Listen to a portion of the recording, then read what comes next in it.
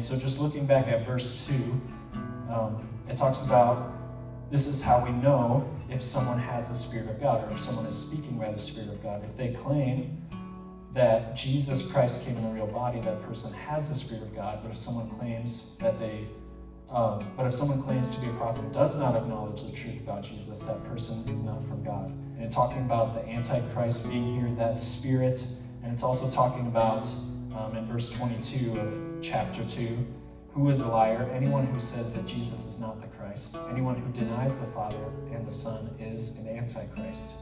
And it's interesting, the pinpoint of what John talks about in verse 2 here, how that Jesus Christ came in a real body, and that this is an important fact, an important point that he's making. And this was because at that time there was something going around called Gnosticism. And maybe you've heard of this before, but it was in the first century.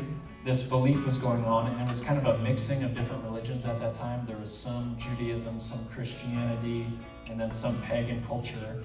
And this kind of what we would call a heresy that was taking place was teaching that everything in the material world was evil. Everything that was made out of atoms, out of dust, was evil. And so they really were spiritually minded. They were talking about things that were spiritual.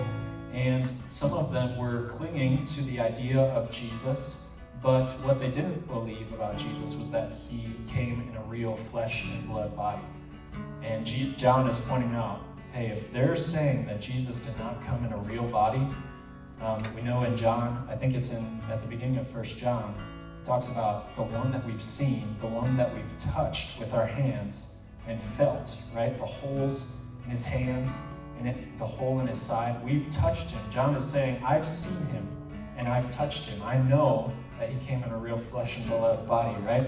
And so this idea that was going around that Jesus came, but he was just a spirit, he wasn't real flesh and blood because anything that's flesh and blood has to be evil. That idea was going around, and this is what John is pointing to here.